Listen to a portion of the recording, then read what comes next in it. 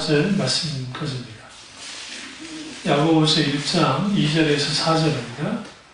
내 형제들아, 너와 여러 가지 시험을 당하거든 온전히 기쁘게 여기라. 이 너희 믿음의 시련이 인내를 만들어내는 줄 너희가 알미라. 인내를 온전히 이루라.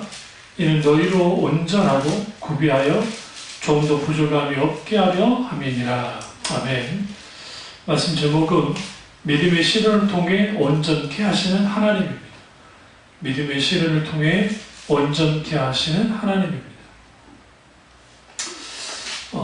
신앙생활 하면서 이러저러한 그 문제 혹은 시험을 당합니다. 성경은 놀랍게도 온전히 기쁘게 여기라 라고 우리에게 권면합니다. 여기서 중요한 게 여러 가지 시험이에요. 말 그대로 여러 가지 시험은 그게 물질의 문제일 수 있고 건강의 문제일 수 있고 환경의 문제일 수 있고 기타 등 여러 가지 문제일 수 있습니다. 그런 상황에서 온전히 기쁘게 여기라고 성경은 말합니다. 그런 의미에서 우리는 분명하게 내 신앙이 어떤 문제를 만났을 때에 이걸 잘 극복하고 인내해 나가느냐 그렇지 않느냐에 따라서 우리 신앙의 성패가 완전히 달라집니다. 야고보 장로가 예수님의 동생이며 그가 야고보서를 쓰면서 많은 신학자들이 야고보서를 신약의 잠언이라고 부릅니다. 그만큼 신앙의 삶에 대해서 잘 가르치고 있어요. 야고보서는 예수님의 동생이었던 야고보가 예루살렘 회의 이전에 종교적, 정치적, 경제적으로 어려움을 당하고 있는 그리스도인들에게 실제적으로 도움을 주기 위해서 쓴 편지입니다. 그래서 야고보서는 실제적인 삶을 다루고 있는데 그 대표적인 게 시험의 문제입니다.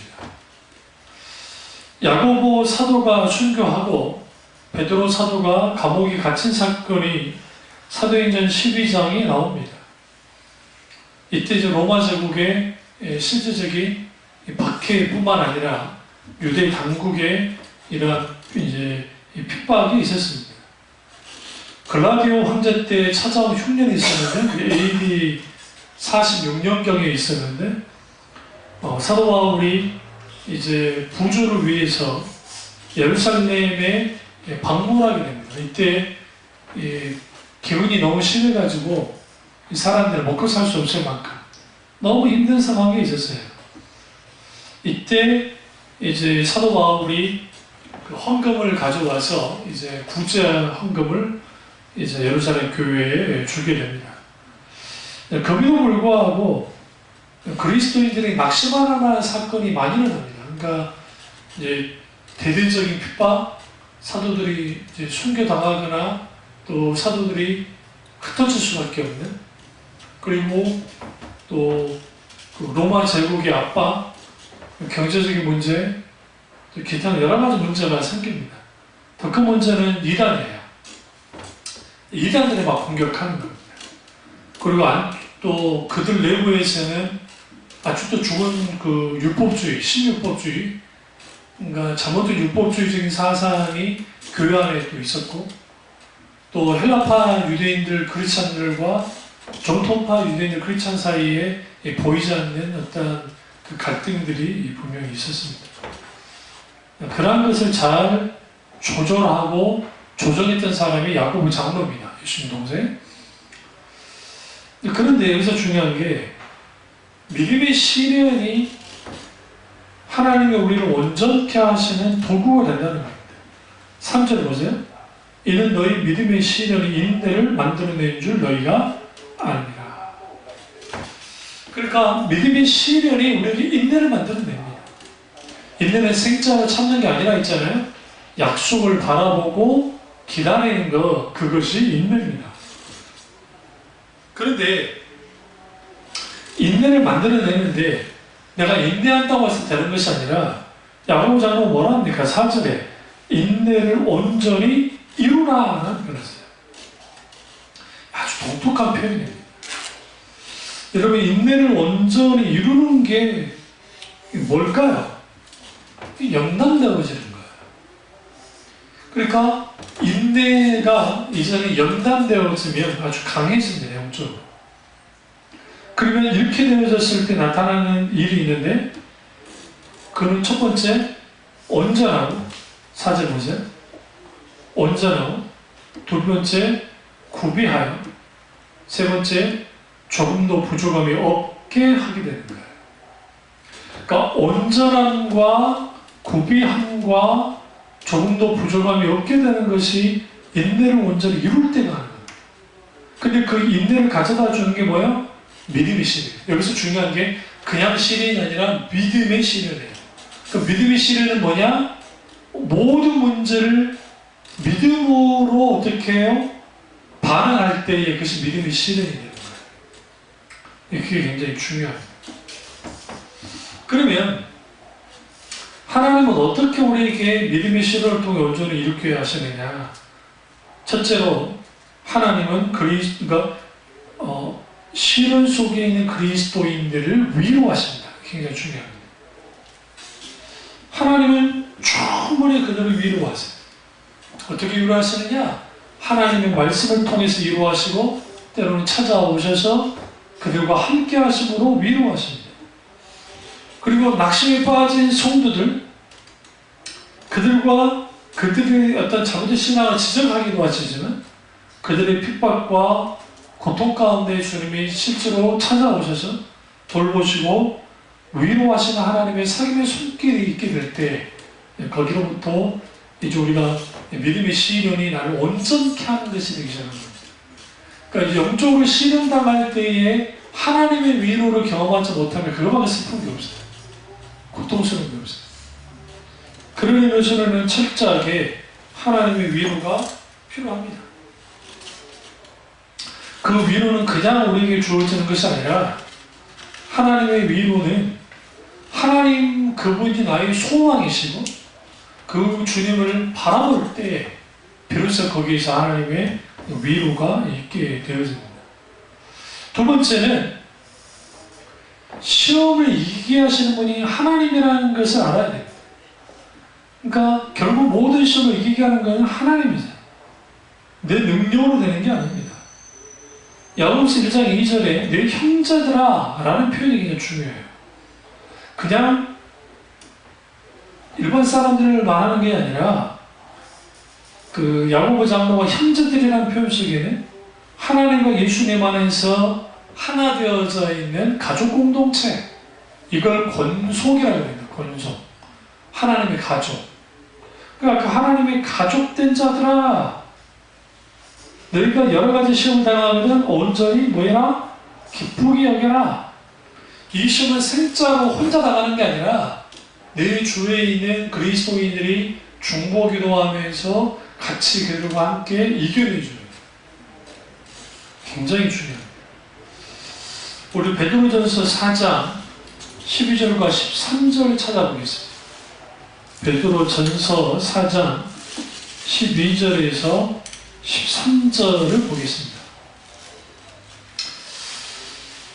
사랑하는 자들아, 너를 연단하려고 오는 불시험을 이상한 일 당한 것 같이 이상히 여기지 말고 오히려 너희가 그리스도의 고난에 참여하는 것으로 즐거워하라. 이는 그의 영광을 나타나실 때에 너희로 즐거워하고 기뻐하게 하려 함이라. 이 베드로 사도가 연단으로 그 불시험이 이상하지 않다는 거예요. 왜 그러냐면 예수 그리스도를 믿는 모든 사람은 불시험이 있습니다. 예수 믿는다는 이유 하나 때문에 세상이 우리를 그대로 가만두지 않고 사탄이 우리를 가만두지 않습니다.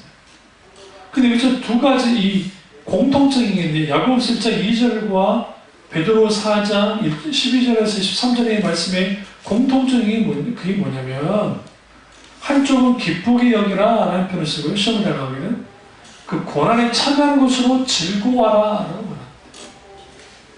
그러니까 시험 당하는 것이 기쁜 일이고 고난 당하는 것이 즐거운 일이다.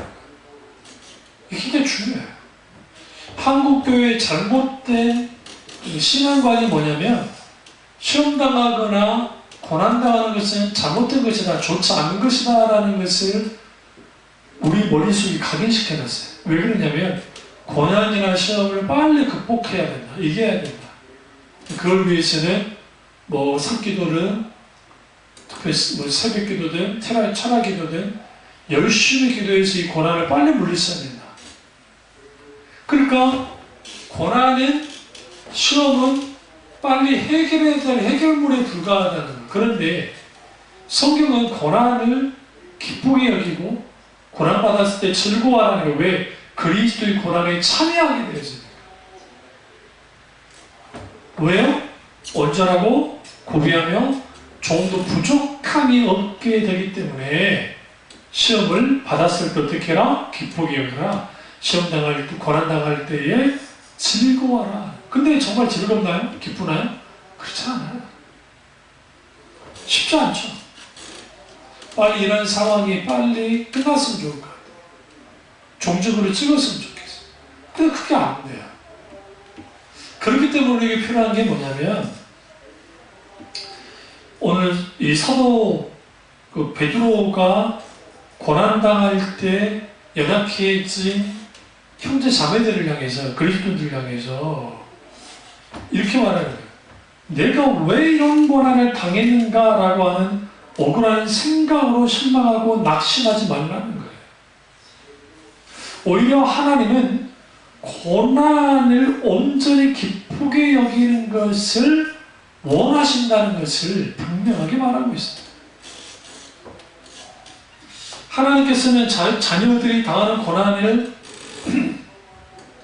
우리가 생각할 때 길게 허락하지는 않으세요. 그러니까 우리한테는 길게 느껴져요. 어떤 고난이든. 그러나 하나님이 아주 그냥 죽어라 하고 내버려 두진 않아요. 그래서 하나님이 원하는 건 뭐냐면 하나님께서 우리가 당하는 모든 고난 속에서 뭐 하기를 원해요? 나의 가장 힘이 되는 분이 누구냐? 아, 하나님이시구나. 내가 이런 상황에도 숨 쉴 수 있는 게 뭐냐? 하나님 때문이구나. 그러면 이 고난의 자리가 오히려 기쁨의 자리가 되고 고난의 자리가 오히려 즐거움의 자리가 될 수 있다는 거예요. 이게 성숙한 그리스도입니다. 그런데 한국교회 신본용주의나 적극주 사고방식이나 기복주의 있는 사람들은 시험이나 문제나 역경이나 고난은 무조건 해결해야 될 일이기 때문에 밀어붙이기식 기도하면서 막 해서 빨리 해치워버리잖아요. 근데 성경은 그게 아니란 말이에요. 오히려 고난 가운데서 그리스도의 고난에 참여하고 고난 가운데서 온전히 내가 연단되어지고 훈련되어지고 그리스도의 장성한 분량에 이르기까지 자라나게 되는 일종의 하나의 과정이 고난이에요. 이 세상 살면서 고난과 역경을 당하지 않는 사람이 없습니다. 만약 이 가운데 너무나 하세요. 여기서 중요한 게 내가 내 실수로 인한 고난이든 죄로 인한 고난이든 아니면 그런 거와 상관없이 예수님 때문에 순수하게 받는 고난을 당한 것이든 기타 어떤 고난이라 할지라도 이 고난의 이것을 주님께로 끌고 나가야 돼요. 가지고 나갈 때 비로소 그 고난 속에서 만져지는 거예요. 그게 아니고 생짜로 그냥 계속 고난당하고 끝나버려요. 그래버리면 무슨 일이 벌어지느냐? 그 고난당함이 그냥 개고생으로 끝나는 거예요. 이것 또한 뭣도 아니게 되는 거죠. 그런 의미에서 우리가 고난당할 때에 우리에게 가장 중요한 게 뭐냐? 태도입니다. 태도. 어떤 태도를 갖느냐? 그 태도는 딱 하나입니다. 뭐예요? 하나님을 향해서 순전한 마음을 갖는 거예요. 오늘 1장 8절을 보세요. 두 마음을 품어 모든 일에 전함이 없는 자로다. 어떤 사람이 의심하는 사람들. 우리가 왜 두려움이 생길까요? 우리가 두려움이 생기는 이유는 하나님에 대한 확신이 없어서 신뢰가 없어서요. 그 두려움이 우리에게 뭘 가져다 주냐면 그 두려움이 결국은 우리의 믿음을 질식시킵니다. 근데 역설적이게도 고난당했을 때 모든 사람들은 두려울 수 있어요. 그런데 그 두려움을 이제는 우리는 어떻게 하나님께 나아가 부르짖어 기도하고 주님을 찾을 때에 거기에서 주시는 하나님의 음성이 있어요. 다양하게. 때로는 두려워 말라, 놀라지 말라, 내가 참으로 내 하나님이 되리니, 그런 이사야 41장 10절에 있는 말씀처럼, 그러니까 그런 말씀이 주어지기도 하고, 때로는 기타 등등 하나님의 주시는 그런 음성이 있어요. 야고보 장로와 베드로를 통해서 교인들을, 그 당시 초대교회 크리스찬들을, 고난당하고 있는 크리스찬들을 향해서 말하지 않습니까? 불시험을 당한 거 이상하게 여길 필요 없다. 여러 시험을 만나게 되면 언제나 기쁘게 여겨라. 그게 그리스도입니다. 그러니까 한마디로 말하면 그리스도인은 고난당한 자들이에요. 왜? 우리가 믿고 있는 예수님의 십자가의 고난을 당하셨던 분이기 때문에. 그 고난의 참여함을 통해서 우리의 어떤 깎여지지 않는 부분들이 깎여져요. 만져지지 않는 분들이 만져져요. 그래서 주님은 그걸 통해서 뭐 하느냐? 우리에게 가장 큰 힘이 되어주셔요. 그리고 세 번째로, 이제, 믿음의 시대를 하나님이 허용하셔서 우리를 온전케 하시는데, 그 온전케 하는 동력이 뭐냐? 세 번째는, 좀 전에 말씀드렸지만, 인내입니다, 인내. 인내하는 것이 크리스찬이 해야 됩니다. 그리고 우리가 어떤 문제를 만나면 입술로, 말로 다 쏟아버려요. 불평과 불만으로 쏟기도 하고, 자신의 답답한 그 상태를 그냥 생채기 하듯이 막 쏟아버리는 거예요. 그러니까 하나님께 나아가 가지고 가서 하나님께 충분히 쏟아야 되는데, 그러지 않게 됐을 때에 결국은 인내하지 못하는 거예요. 오히려 불안함과 그리고 불평과 불만이 있게 되어지고 그게 되어버리는 거죠. 근데 성경은 고난 자체가 유익이 된다. 고난 자체는 힘들고 고통스러운 거지만 그 고난을 주님께로 가지고 나갈 때에 유익이 돼요. 근데 여기 인내할 때 우리가 우리 앞에 닥친 시련을 이겨내기 시작하는 거예요. 이겨내기 시작하면 거기로부터 뭐 해야 되냐? 강건해집니다. 그리스도 안에 강건해집니다. 그리고 이 인내할 때 필요한 게 뭐예요? 믿음입니다. 하나님에 대한 전적인 신뢰를 갖고 있는 믿음. 그 믿음으로 인내할 때, 그러면 영적으로도 강하고 견고하게 되어지고, 그 견고하게 될 때 고난의 시험이 믿음의 연단을 이루고, 믿음의 연단이 결국은 이제는 어떻게 해요? 더 강하고 힘을 발휘하는 그리스도인이 되게 만듭니다. 이게 아주 중요합니다. 문제는 뭐냐면 고난당할 때 있게 되는 하나님의 침묵이에요. 침묵. 이 어떤 상황 속에서도 하나님이 간섭하지 않아. 개입하지 않는 것 같아요. 그렇지 않습니다. 주님은 한결같이 우리의 고난에 동참하시고 함께 하세요. 다만 중요한 건 뭐냐면 주님이 때로는 딱 놔두는 게 고난으로 단련된 성도가 되기를 원하는 거예요. 사실상 거기에서 시험을 기쁨으로 승화시키는 그러한 그리스도인이 되기를 원하는 거예요. 그러니까 고난이 없는 것은 고난을 받을 만한 성숙함이 없다는 것이라고 할 수도 있어요. 반면에 고난이 있다는 것은 고난을 받을 만한 성숙함이 있다는 것을 드러내기도 합니다. 베드로전서 2장 20절 보세요. 베드로전서 2장 20절. 죄가 있어 매를 맞고 참으면 칭찬이 있어. 무슨 칭찬이 있으려? 그러나 선을 행함으로 고난을 받고 참으면 이는 하나님 앞에 뭐하니라? 아름다우니라. 고난을 하나님의 시각으로 바라보면서 인내하고 이겨내야 돼요. 하나님 보시기에 아름다운 고난이 되도록 만들어야 돼요. 이렇게 되어지려면 인내는 필수입니다. 인내는 필수. 근데 그 인내는 필수인데 그 인내가 쉽지가 않습니다. 그러니까 당연히 하나님 은혜가 필요해요. 당연히 성령님의 도우심이 필요해요. 당연히 우리는 그렇게 되어져요. 그러니까 우리가 고난이라고 하는 문제와 싸우지 말고 그 고난의 문제와 내용을 내가 너무 잘하니까 마땅히 하나님께로 계속적으로 나아가는 의지입니다. 그리고 주님의 비추심 속에서 도우심 속에서 그렇게 반응하기 시작할 때 거기로부터 무슨 일이 벌어지느냐? 넉넉히 고난을 이기기 시작하는 겁니다. 욥기서 23장 10절 한번 찾아보시죠. 제가 하겠습니다. 욥기서 23장 10절입니다. 너무나 잘하는 말씀입니다. 욥기서 23장 10절 내가 가는 길을 그가 아시나니 그가 나를 단련하신 후에는 내가 정금같이 혹은 승금같이 되어 나오리라 라고 말합니다. 그 하나님 그분이 나의 길을 아신다. 근데 그분이 나를 단련하신다는 거죠. 그러니까 왜 주님 우리에게 고난을 허락하시느냐? 우리를 단련케 합니다. 왜? 그래야 정금 같은 믿음을 갖게 됩니다.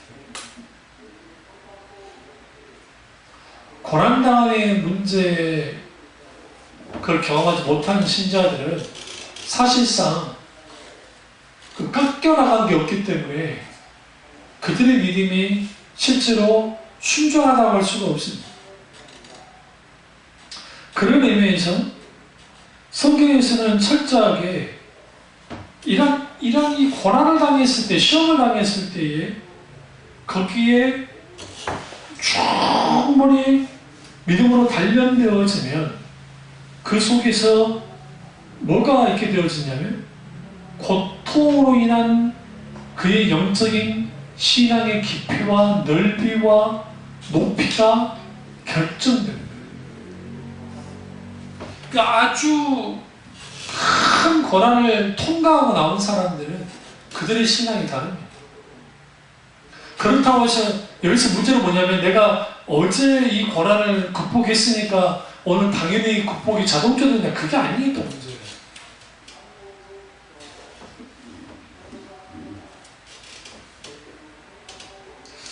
그래서 우리가 이 하나님의 사람들은 이 고난 가운데서 연단을 계속 받습니다. 그럼 왜 받아요? 본문으로 돌아와서 1장 4절에 이는 너희로 온전하고 구비하여 조금도 부족함이 없게 하느니라. 여기서 깊이 보셔야 될 게 조금도 부족함이 없게 하려 합니다. 뭐가 그렇게 만든다고요? 믿음이 시려.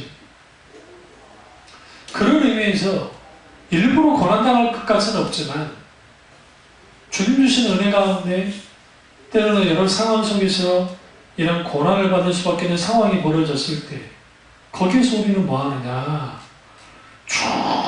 충분히 주님 안에서 단련되어지고 주님의 위로를 받고 주님의 선하신 손길을 쭉 경험하는 이런 그리스도인들이 교회 곳곳에 있으면 다른 성도들이 고난을 당하며 그분들의 한마디 말이 아주 힘이 있어요. 그리고 그분들이 중보기도로 나아갈 때 정말 뭐합니까? 큰 도움이 됩니다. 원래 우리에게 하나님 원하는 게 뭘까요?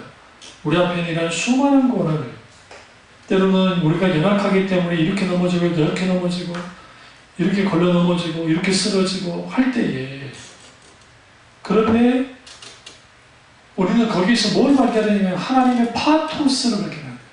이 파토스라는 하나님의 특심 혹은 열심인데 그 하나님의 열심을 통해서 하나님 뭐 하느냐? 업으시는 거예요. 우리는 고난 가운데 주님 우리를 업으시고 주님은 어떤 상황 속에서도 우리가 아주 자빠져 넘어져 쓰러지지 않도록 주께서 붙드신다. 요한복음 16장 33절 한번 찾아보세요. 이 말씀하고 끝내겠습니다. 요한복음 16장 33절입니다. 요한복음 16장 33절. 이것을 너희에게 이르는 것은 너희로 내 안에서 평안을 누리게 하려 함이라. 세상에서는 너희가 환난을 당하나 담대하라. 내가 세상을 이겼노라. 여기서 여러분 중요한 게 너희로 내 안에서 평안을 누리게 하려 함이라 라고 주님 말씀하세요. 근데 이 말씀의 배경은 주님이 이제는 승천하셔서 이제 이들을 둘 건데 내가 혼자 두지 않을 거야. 그렇게 말씀하시는 거예요. 그런데 내가 이런 말들을 십자가 죽을 것과 여러 가지 부활하실 것과 그리고 승천하실 것에 대한 말을 이렇게 조금 하신 것은 너희로 내 안에서 평안을 누리게 하기 위함이다 라고 주님 말씀하십니다. 그러면 왜 이게 가능하냐? 예수님이 세상을 이기셨기 때문이야. 16장에 예수님이 세상을 이겼다라고 말합니다. 그러니까 세상을 이기신 주님이 이제는 뭐 하느냐? 이만한 나를 사랑하고 예수님이 하나님께로부터 온 것을 믿어라 하고 쭉 말씀하시잖아요. 그러자 31절 예수께서 대답하시되 이제는 너희가 뭐 하느냐? 믿느냐라고 하면서 주님이 물으십니다. 그러니까 우리가 그 16장 전체가 설명하신 죄에 대한 의에 대한 심판에 대한 일들 그리고 기도 응답에 관련된 말씀들 기타등 여러 가지 말씀들이 있는데 그 말씀이 쭉 이어져 내려오면서 결국은 33절에 너는 내 안에 그러니까 너에게 이르는 것을 이것을 너에게 이르는 것을 이것은 뭐야? 앞에 있는 이 모든 말씀들을 이제 통틀어서 이것을 이르는 것은 너희로 내 안에서 평안을 누리게 하려 합니다. 세상은 우리를 고통 가운데 있게 하고 원수도 가만두지 않잖아요. 우리의 죄의 본성의 죄를 짓잖아요. 근데 그런 속에 있는데 정말 주님이 고난 가운데서 우리에게 원하는 게 뭐냐? 평안을 누리는 거야. 그러니까 내가 지금 힘들고 어렵고 고통스러워야 되는데 이 상황에도 주님 주시는 평안이 있는 거야.